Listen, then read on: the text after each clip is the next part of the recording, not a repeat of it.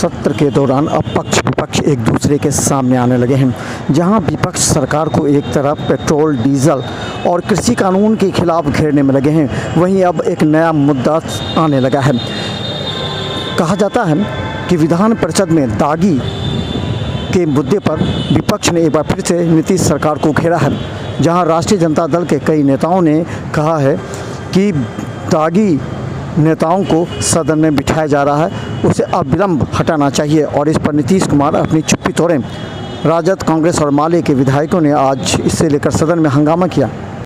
इसलिए वो बयान देते हैं, उनके मंशा ठीक नहीं है और एक संप्रदाय के खिलाफ में विष भवन करने का काम। आप लोगों को क्या लगता है सर, आना चाहिए कानून जनसंख्या नियंत्रण? कानून बनाना बड़े नेताओं का काम है और सर्वदलीय बैठक में ये तय हो कि ये बनना चाहिए, नहीं बनना चाहिए।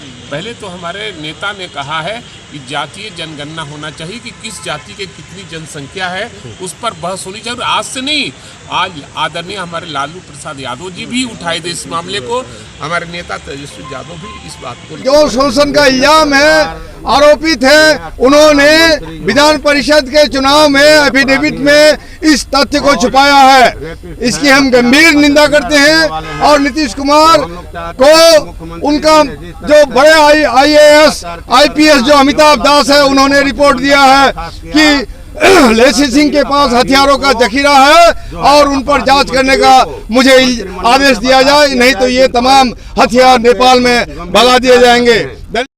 तो दूसरी तरफ सरकार के समर्थन में उठे श्रम संसाधन और भाजपा नेता जीवेश झा ने कहा कि दागी कौन है ये उनसे ही पूछिए, क्योंकि वो लालू यादव जेल में हैं, उन्हें नज़र नहीं आ रहा है। उन्होंने कहा कि जिन्होंने फॉर्म भरा होगा नामांकन का, उसे पहले पूरी तरह देख लें, उसके बाद ही आरोप लगाएं।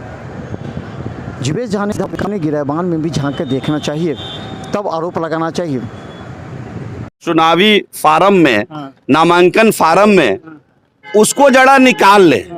अगर उन पर किसी प्रकार का कोई दाग है तो हम समझते हैं कि उसका पहले प्रदर्शन कर लें, उन सारे विधायकों की छुट्टी कर दें और फिर एकदम ताकत के साथ आकर बिहार विधानसभा में इस विषय को उठावें कि दागियों, किसको दागी कहते हैं?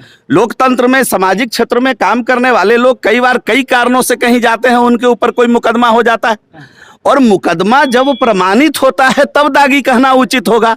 अब जिनको दाग, और इसमें अब लालू जी जेल में बैठे हुए हैं, उनको दाग नजर नहीं आ रहा है, और जो लोग अकारण मुकदमा में फंसे हुए हैं उनको दागी कह रहे हैं, तो दाग की परिभाषा अलग अलग बताना कोई राजद के। मुद्दा चाहे कोई भी हो, लेकिन विपक्ष अब थोड़ा सी भी चूक नहीं कर रहा है।